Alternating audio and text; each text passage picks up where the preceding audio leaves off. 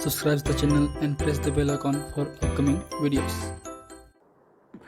Hello friends, welcome to my channel Pharmacology Concepts by Rajesh Chaudhary, and in this video I will discuss about the basic organic chemistry of the furan, and I will discuss about the structure, nomenclature, synthesis, chemical reactions and the medicinal uses of the furan. तो आज की video में हम बात करेंगे furan के बारे में। बात करें इस टॉपिक की तो ये जो टॉपिक है आपके हेट्रोसाइक्लिक कंपाउंड्स के अंडर में आते हैं। B pharm fourth semester organic chemistry 3 unit number 3 में ये इन्वॉल्व है। And if you want to watch me previous videos regarding the organic chemistry, medicinal chemistry and pharmacology for the B pharm fourth semester, you can check description box below और by using this link. So now let's discuss about the topic. So furan, तो बात करें furan की तो जो आपकी unit number 3 है उसमें आपके पायरोल, फ्यूरेन और थायोफिन के बारे में पढ़ना है। तो फ्यूरेन सेकेंड कंपाउंड है। फ्यूरेन में ऑक्सीजन कंटेनिंग एक तरीके से 5 मेंबर्ड रिंग होते हैं। तो ये बेसिक स्ट्रक्चर है फ्यूरेन का। तो फ्यूरेन में एक तरीके से 5 मेंबर्ड हेट्रोसाइक्लिक एरोमेटिक कंपाउंड्स हैं, ठीक है, जिसमें ऑक्सीजन प्रेजेंस होते हैं एक तरीके से हेट्रो एटम के रूप में। इसको हम ऑक्सोल भी बोलते हैं, एज ए आपके नॉमेनक्लेचर में भी हम ऑक्सोल बोल सकते हैं फ्यूरेन को, ठीक। तो इसका जो मॉलिक्यूलर फार्मूला है वो होता है C4H4O, ठीक है। बात करें मॉलिक्यूलर वेट की तो अप्रोक्सीमेटली होता है 68 ग्राम पर मोल, ठीक। इसका जो अपीयरेंस है वो कलरलेस वोलेटाइल लिक्विड की तरह होता है। लिक्विड है इसलिए इसकी बॉइलिंग पॉइंट है अप्रोक्सीमेटली 31.3 सेंटीग्रेड का होता है।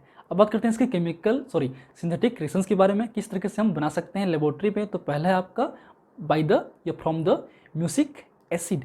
तो ये आपके COH, CHOH, CHOH, CHOH, COH, तो ये 6 मेंबर का रिंग है, कंपाउंड्स हैं, इसमें आपके इस तरीके से म्यूसिक एसिड बनेगा। तो इसको हम अगर ड्राई डिस्टिलेशन करेंगे तो ड्राई डिस्टिलेशन करने के कारण जो है इसमें डी कार्बोक्सिलेशन होगा और हाइड्रोक्सी ग्रुप भी आपके जो हाइड्रोजन वाटर हैं वो भी आपके रिमूव होंगे। तो अल्टीमेटली ये जो रिंग है एक तरीके से रिंग फॉर्मेशन करके बनेगा आपका फ्यूरोइक एसिड, ठीक है। इसमें सेकेंड पोजीशन पे कार्बोक्सिलिक एसिड जुड़ा हुआ है आपके फ्यूरेन पे।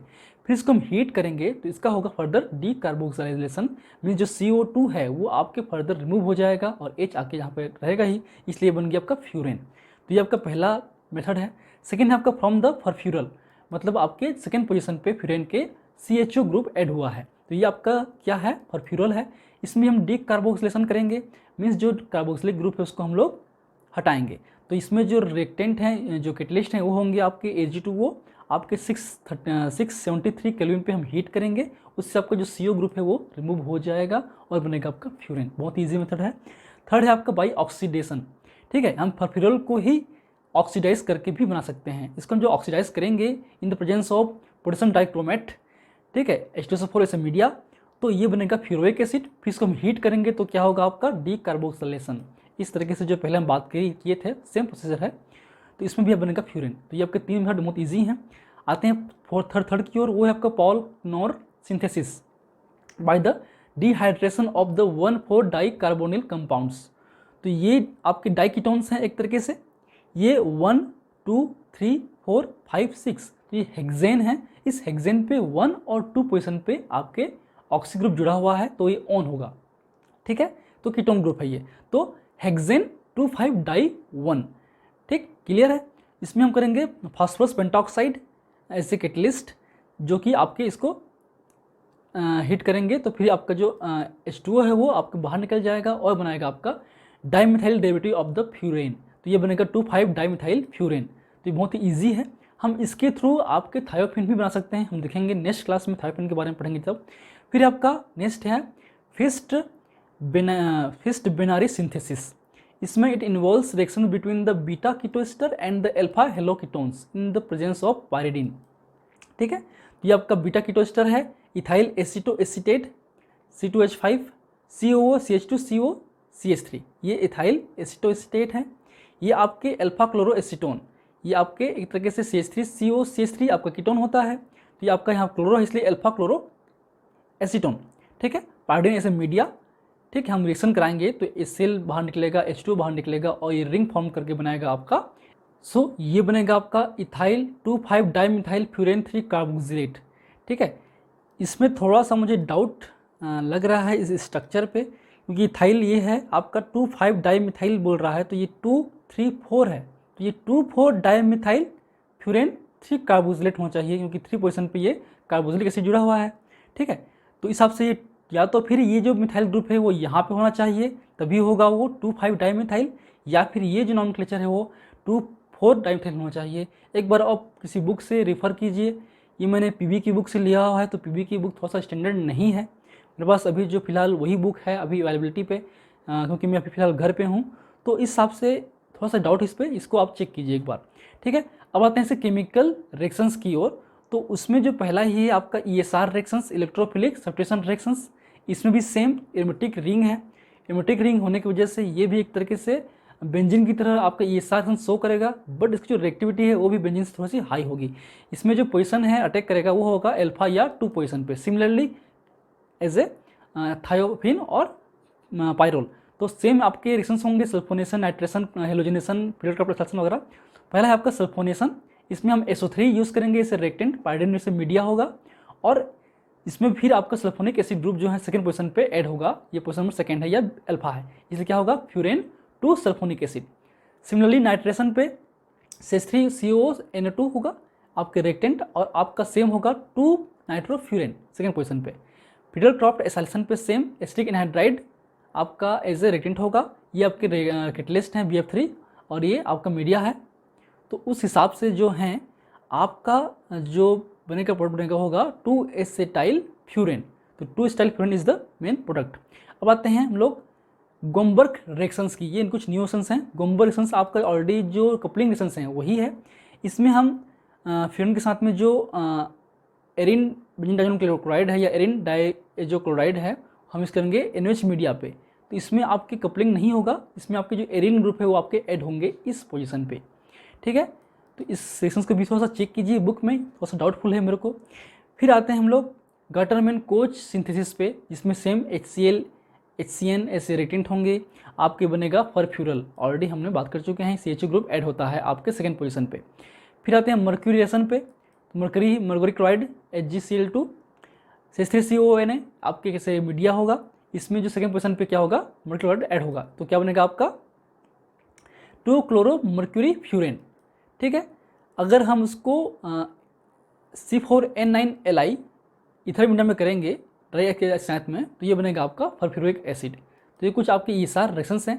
अब आते हैं हेलोजिनेशन पे, तो हेलोजिनेशन की कंडीशंस थोड़ी सी अलग है, क्योंकि ये पॉलीमर फॉर्म कर जाता है नॉर्मली, तो इसको डायरेक्टली हम नहीं कर सकते, इसलिए हम जो इसका जो इनडायरेक्टली करते हैं किसी और के थ्रू, तो पहले हम यूज़ करेंगे फ्यूरोइक एसिड, इसको हम करेंगे ब्रोमिनेशन कराएंगे, तो ये बनेगा आपका 5 ब्रोमोफ्यूरोइक एसिड।